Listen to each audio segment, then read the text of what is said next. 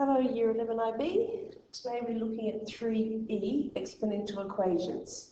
So up to now we've just been revising exponentials, all those rules of how to combine them, simplify, expand, factorize, etc.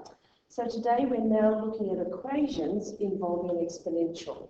So that means we're looking at something like an exponential expression equal to something. So whenever we've got, so there's a couple of ways we can solve this.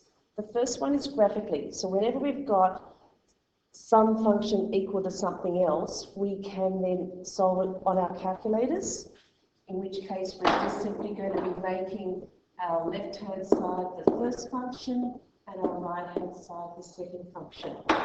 So you could put that into your calculators and you'll get a graph, and we're going to look at graphing of exponentials in more detail in the coming sections. So 3 to the x is going to look like this. That's our y equals 3 to the x. Then you're just simply going to plot y equal to 8. So the y-intercept is at 8.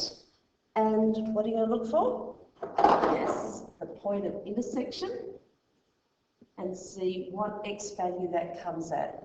And you'll find that that comes out at x equal to 1.8. So this is 1.89 rounded to 3 significant figures. So that would be the solution to that equation. You could also use logarithms, and some of you may have done a bit of that in Year 10, but otherwise we're going to be doing Chapter 4 is all about logs and solving these using logs. The other way is to solve it algebraically. We can only solve something like that if the bases are the same. So in this case, we've got a base of 3, and we know that 8 doesn't have any powers of 3 in it. So for this particular example, we'd be limited to option 1, graphically or logs. But if we have the same base on both sides of our equations, then we can equate the exponent. So if the base is the same, then that x must be the same as k. X is equal to k. So if we can, we want to set up our equations with the same base. So let's have a look at these 3 examples. So in the first one, we've got 3 to the x equals 27. Now, hopefully you would recognise 27 as 3 cubed.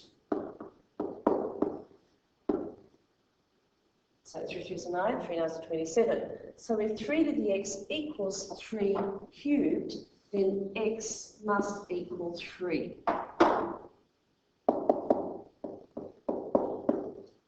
If both sides of the equation are equal. In the next example, we've got 2 to the x minus 2 equals a quarter. Hopefully you would recognise 4 as a power of 2. So now we can write 2 to the x minus 2 equals, well, a quarter, 4 is 2 squared, and because it's in the denominator, that's the same as 2 to the minus 2. So because our bases are the same, we can now equate the exponents. If the bases are not the same, you can't equate the exponents. So x minus 2 equals minus 2. So therefore, x must equal, add 2 to both sides, 0. So only when x is equal to 0, so if you put 0 into here, then we get 2 to the minus 2 equals a quarter, which is correct. So that's the only time when that equation is true. If I had 2 to the x minus 2 equals 3 to the minus 2, I can't equate the exponents because this is not equal. They're not the same basis. So I can't make the exponents the same, only if the bases are the same. So you've got to think, again, with number 3, Can I make the same basis? I know that 8 is 2 times 4, but I've got to think powers, exponents, and think of your primary factors.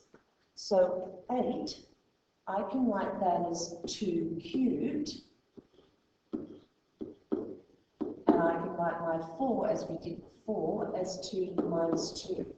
So I'll turn them both into powers of 2. So that's why you did that exercise in the previous section on rewriting numbers as powers of their in primary powers, using primary number as your base. So this is now coming back to this example. We have 2 to the 3x multiplying exponents, 2 to the minus 2. Therefore, 3x is equal to minus 2 because the bases are the same. X is minus 2/3.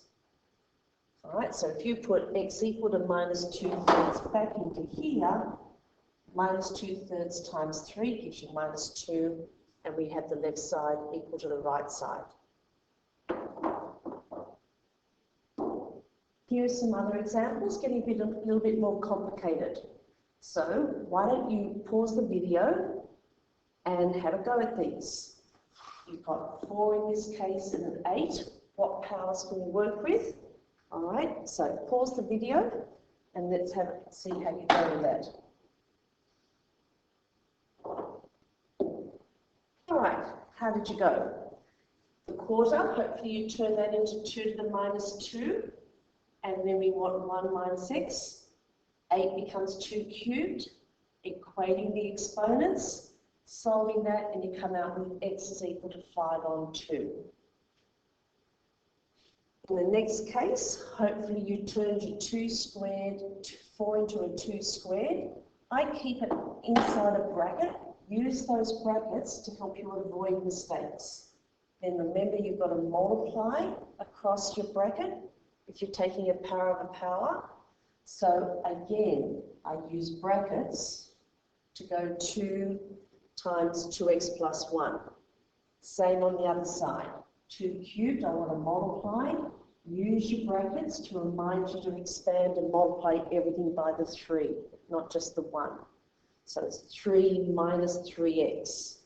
So always use your brackets to help avoid those careless mistakes. So the last one, that number 5, we come down to x is equal to 1/7. And you could always substitute it back in to check your answers. This one here, 6 and 7, are slight variations on the theme. In 6, we've got 12 times 3 minus 3 to the minus x equals 4 on 3. With these ones, I always, you want to try and isolate your term, just like you're solving a normal equation. Isolate your term in x. So x is here in this term. So let's start off by dividing both sides by 12. So we end up with 3 to the minus x equals 4 over 3 times 1 on 12, which is divided by 12. That cancels with the 4, and we're left with 3 and a 1. So now 3 to the minus x equals 1 over 3 squared. 3 to the minus x is equal to 3 to the minus 2. Minus x equals minus 2. X is equal to 2.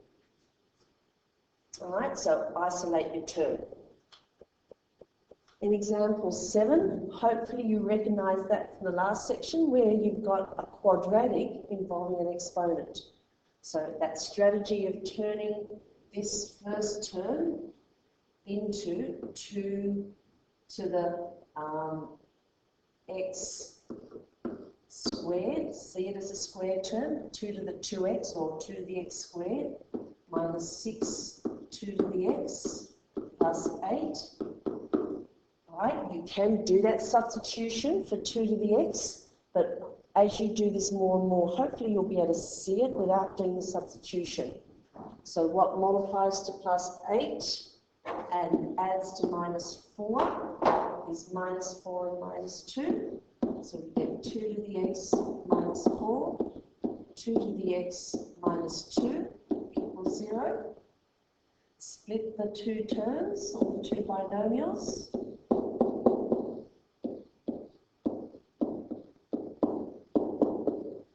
So 2 to the x is equal to 4, which means 2 to the x equals 2 squared, x is equal to 2, or 2 to the x equals 2, and remember if that's just 2, it's the same as 2 to the 1, therefore x is equal to 1. So two solutions for our binomial, for our quadratic in exponentials. So hopefully that gives you a bit of practice there and understanding for solving these with equations. So have a go with the exercises now. Thanks for listening.